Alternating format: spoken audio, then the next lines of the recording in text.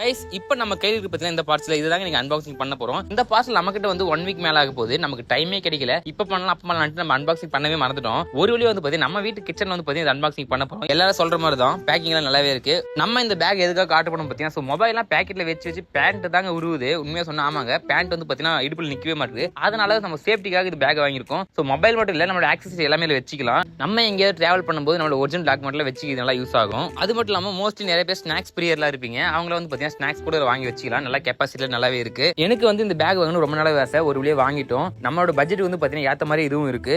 இதோட by link வேணும் மறக்காம கமெண்ட் பண்ணுங்க. நான் வந்து பாத்தீங்கன்னா ஆட் பண்ணி விட்டுறேன். நம்ம இந்த பேக் எடுத்து ஒரு சில இடத்துல போயிருந்தோம். உண்மையா சொல்றேங்க ரொம்ப சீனா இருக்கு. நானே ஷாக் ஆயிட்டேன். என்னடா நானா இதுன்ட்டு.